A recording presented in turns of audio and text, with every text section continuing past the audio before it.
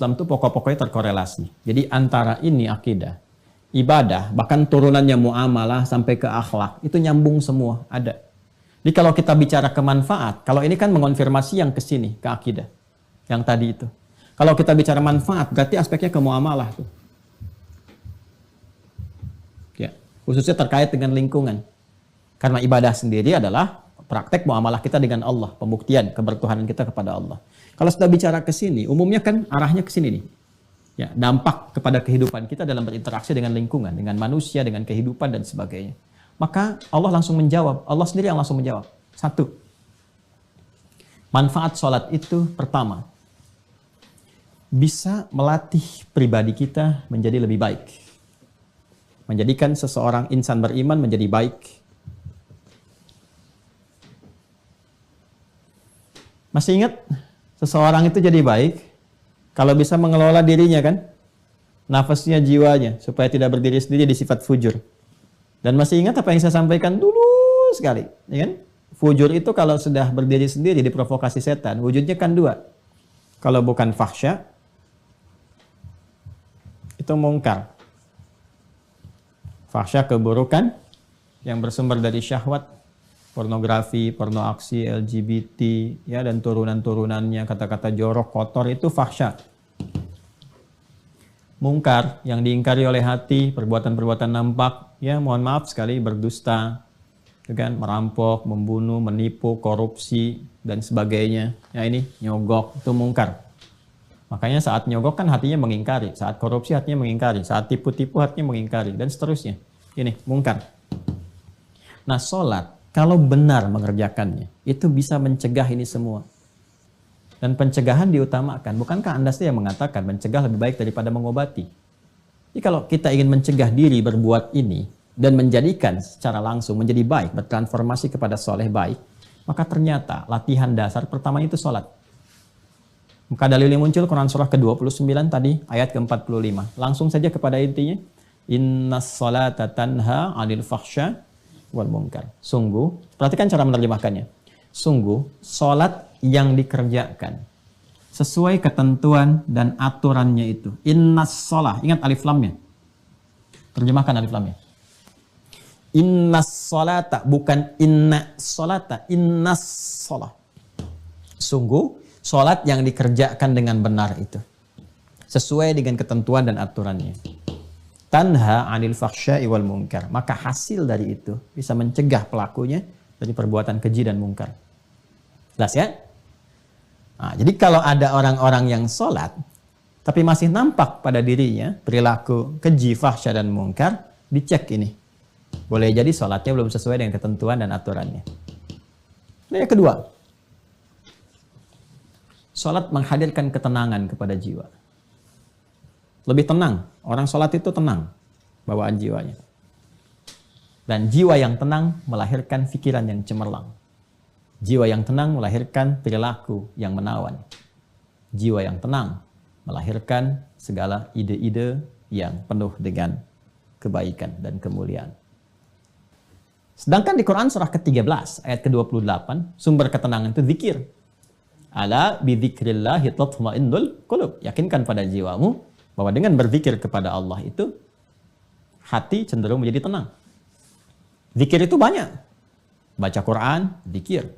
Karena Qurannya disebut zikir. Quran surah ke-15 ayat 9. Inna nahnu nazzalna dzikra wa inna lahu lahafidun. Karena itu orang-orang yang cenderung rajin baca Quran, cenderung menenangkan. Doa itu zikir.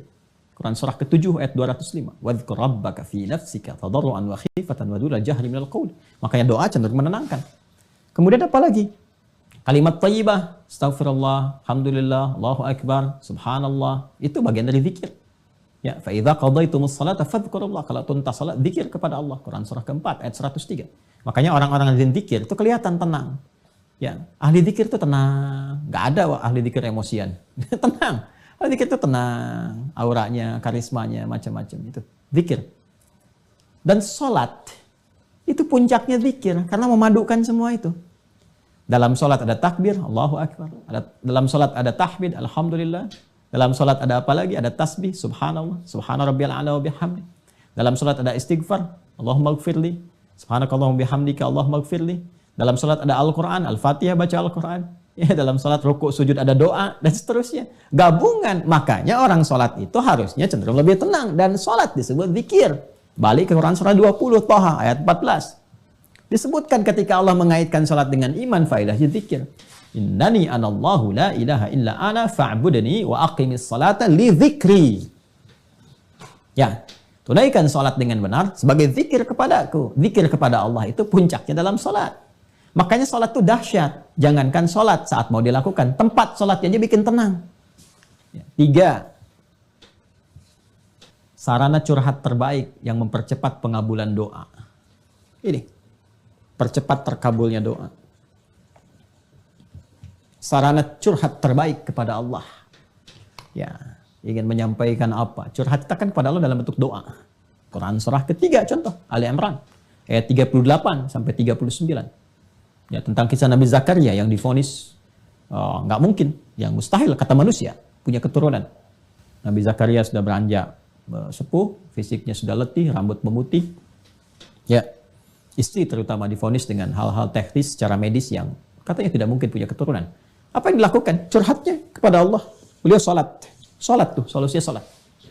Ya, hunalika da'a Zakaria rabba, di mihrab itulah, di mihrabnya Maryam beliau berdoa. Salat. Ya, nanti tahu salatnya di ayat 39. Hunalika da'a Zakaria rabba qala rabbi habli min ladunka dzurriyyatan thayyibah innaka sami'ud du'a. Beliau berkata, ya Allah, mereka mengatakan aku nggak mungkin punya keturunan. Ketika mereka mengatakan tidak mungkin, maka aku beralih kepadamu yang tidak punya batas dalam kemungkinan. Nah, itu tanda ya. Itu fikih Quran tuh. Jadi kalau orang sudah mengatakan ini nggak mungkin bu, ini nggak bisa pak, itu tanda langsung dari Allah bahwa Allah ingin mengabulkan apa yang Anda mohonkan langsung tanpa perantara. Ya, karena itu Nabi Zakaria sudah ngasih contoh yang di surah Maryam itu. Dzikru rahmati rabbika abdahu Zakaria idz nada rabbahu. Ya kan, nidaan khafiyah. Rabbi inni wahana al-'azmu minni washta'ala ra'su syaiba wa lam akum bi du'aika rabbi syaqiyya. Masya Allah, indah sekali. Ya Allah, aku ini selalu tidak pernah putus harapan kepadamu. Aku selalu berdoa, dari rambutku masih menghitam sampai memutih, fisik letih, tapi aku gak pernah putus dalam memohon rahmatmu, berharap kepadamu. Itu. Apa? Minta keturunan. Puncaknya dimohonkan tuh di mihrab itu dalam salat. Mereka mengatakan mustahil. Dan inilah ya tanda pertamanya. Aku memohon kepadamu ya Allah yang tidak pernah punya batas dalam pemberian. Anugerahkan kepadaku dari sisimu saja. Karena orang mengatakan gak mungkin, aku minta darimu saja. Ya, keturunan terbaik. Innaka sami'ud du'a. Engkau pasti mendengar doa hamba.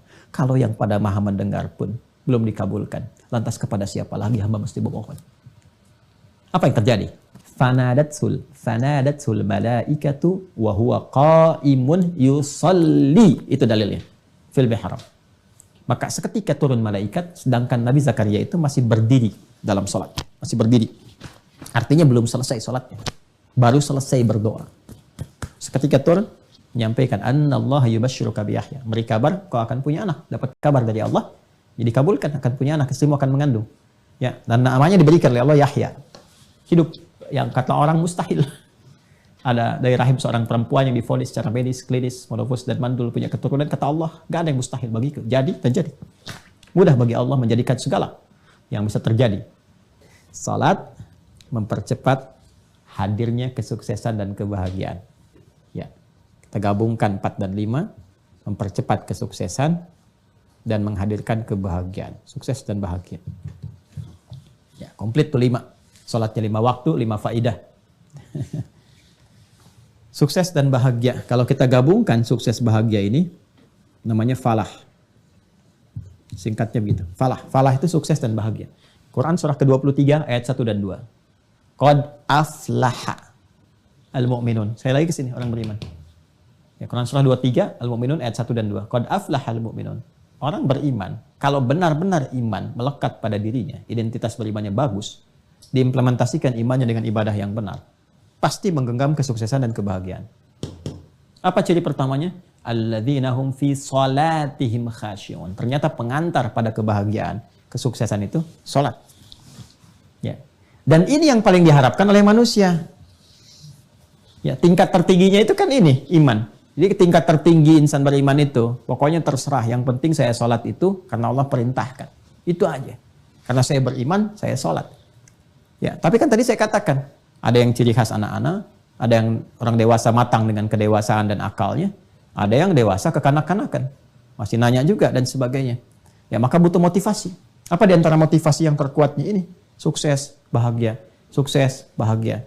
Nah, diperdengarkan 5 kali dalam sehari. Ini bahagianya dunia akhirat. Suksesnya dunia akhirat. Ya, Quran surah 23 Al-Mu'minun ayat 1 dan 2. Qad aflahal mu'minun. Orang beriman, kalau benar-benar iman melekat pada dirinya, identitas berimannya bagus, diimplementasikan imannya dengan ibadah yang benar, pasti menggenggam kesuksesan dan kebahagiaan. Apa ciri pertamanya? Alladzina hum fi shalat